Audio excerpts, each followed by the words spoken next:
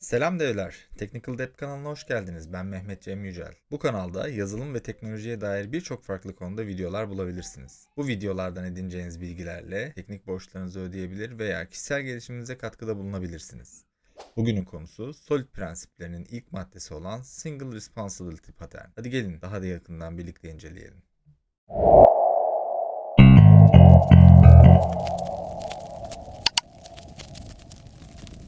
Solid prensipleri yazılım geliştirme sürecinde bizi daha düzenli, daha verimli çalışmaya yönlendiren bir maddeler bütünü. Kodumuzu modüler bir yapıya getirerek her bir parçanın spesifik tek bir işe odaklanmasını garanti altına alırken tabii kodun gelişmeye açık, değişmeye kapalı bir şekilde geliştirilmesini de mümkün olduğunca garanti altına alabileceğimiz maddelerden oluşur. Böylelikle kodumuza hem yeni özellikler eklerken hem de eski kodları bozmadan çalışma şansı bulabiliriz. Mevcut kodumuzda oluşabilecek hataları daha hızlı bir şekilde bulur, düzeltiriz ve sonuç olarak gerek bir ekiple çalışıyor olalım, gerek tek başımıza çalışan bir yapıda olalım, sağlam, uzun ömürlü bir yazılım oluşturmanın temellerini bu şekilde garanti altına almış oluruz. Bugünün konusu olan SRP yani Single Responsibility Principle ise her sınıfın sadece tek bir sorumluluğu olması gerektiğini bize ifade eden bir madde. Biz de bu sayede her sınıfın tek bir iş yapmasını garanti altına alarak kodumuzu daha okunabilir, daha yönetilebilir ve neyi nerede aradığımızda nasıl bulacağımız hakkında daha kolay fikrimizin olabileceği bir yapı sağlamış oluruz. Böylelikle hem geliştirme sürecinde hem de bakım sürecinde işlerimiz ciddi anlamda çok daha kolaylaşır. Gelin birlikte kod örneği üzerinden neleri kastettiğimizi biraz daha detaylı bir şekilde bakalım. Örneğin bir e-ticaret sistemi kurgulamış olalım. Bu e-ticaret sisteminin üzerinde de bir sipariş verdiğimizi,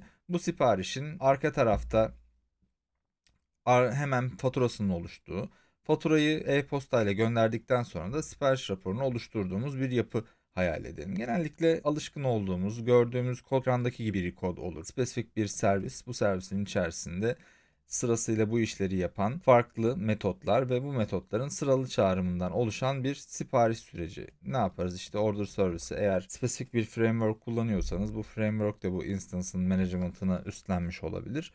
Bu order nesnesi üretildikten sonra proses edilir, invoice yaratılır, e-mail'i gönderilir. Arka tarafta rapor servisi için order'ın detayları rapor servisine gönderilerek işlem tamamlanır. Fakat bir klasımız burada order service klası birden fazla sorumluluğu yani invoice'un yaratılması, order'ın oluşturulması, e-mail'in gönderilmesi farkındaysanız çok farklı işleri tamamlamak üzere kendi üzerine bir sorumluluk almış ve zaman içerisinde buraya yeni gelecek farklı fonksiyonelitelerle birlikte bunların içerisinde order'ın nasıl oluşturulacağı ile ilgili ekstra fonksiyoneliteler zaman içerisinde eklenebilir veya mailin nasıl gönderileceği veya bugün mail gönderiyoruz ama yarın bir gün örneğin SMS göndermeyi tercih edebiliriz veya push notification gönderebiliriz. Sonuç olarak her şey bu order service'in içerisine birikmeye başladığında ben zaman içerisinde burada ciddi büyük bir class ve bu class'ın içerisine yayılmış birçok farklı fonksiyonelite görmeye başlayacağım. Örneğin kullanıcının eğer telefon numarası kayıtlıysa arka tarafta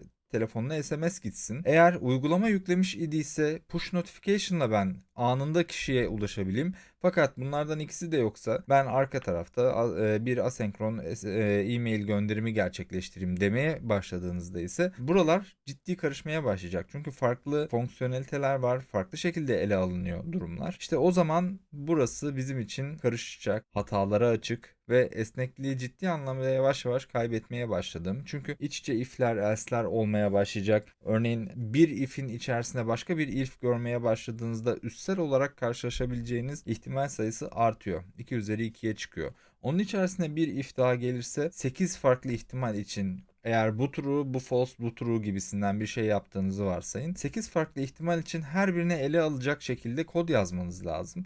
Ve ola ki birini kaçırdınız ve bu senaryoya hit eden bir data karşınıza geldi. İşte o zaman kodunuz bir şeyleri gözden kaçırıp hata vermeye veya iyi ihtimalde düşünürsek de hata vermedik ama bir şeylerin yanlış oluşmasına sebebiyet verebilecek senaryoları gözden kaçırma ihtimaliniz artar. Peki ne yapabiliriz? Burada evet ben bir sınıf tek bir sorumluluğa sahip olsun dedim. Nelerimiz vardı? Biz ne yapmıştık? İlk önce bir order'ı yönetmiştik. Yani order'la ilgili bir şeyleri ele alabilecek bir sınıfım olabilir ve peşinden faturanın sorumluluğunu ele alacak bir sınıf buradaki invoice'u, faturayı oluşturmayı gerçekleştirebilir. Hemen peşinden invoice ile ilgili bir e-mail gönderimi söz konusu. Yine fatura servisinin yöneteceği bir süreç olmakla birlikte e-mail gönderimi bambaşka bir servis ve bambaşka sınıf tarafından yönetilmesi gayet mümkün olabilecek bir görüntüye sahip olabilir. Ve en son tabii bu siparişle ilgili bir rapordan bahsediyoruz. Yine rapor süreci de bambaşka şekillerde ele alınabilir. Peki ne yapmışız bakalım? Bir invoice service yaratmışız. Arka tarafta invoice'un yaratımı ve bu invoice ile ilgili mail gönderimini. Burada mail gönderimini ele almamışız. Sadece sysout'la konsola bir mesaj bırakmışız. Bu şekilde ben ne yaptım? Invoice ile ilgili bütün adımların bir noktadan yönetildiğini biliyorum. Ve yarın bir gün invoice ile ilgili bir değişiklik yapacaksam başka sınıfların, başka sorumlulukların içerisinde neyi değiştireceğimi aramak zorunda değilim. Biliyorum ki bunu burası yönetiyor.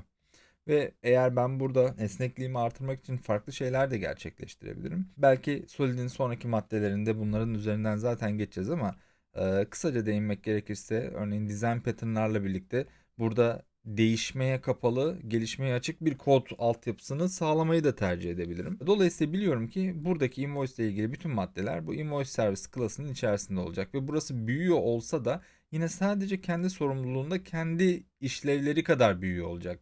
Az önceki order servisin içerisinde farklı örneğin SMS gönderme, e-mail gönderme bunlar hepsi bunun içerisinde toplanıyor olacaktı. Fakat biliyorum ki artık invoice service'in içerisinde sadece ve sadece invoice ile ilgili, fatura ile ilgili işlemler var. Order processor'a bakalım.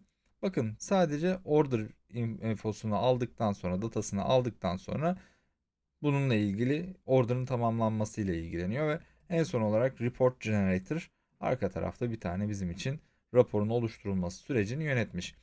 Bakalım burada nasıl ele almışız? Order yaratmış, prosesör üzerinden tamamlamış.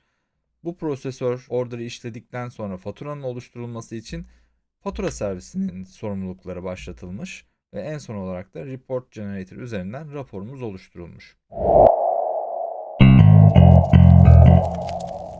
Tabii ki bu kodla ilgili daha yapılabilecek birçok şey mevcut. Biz şu anda Solid'in sadece S harfiyle yani Single Responsibility Principle ile ilgilendiğimiz için koddaki düzenlemeyi burada kesmiş olduk.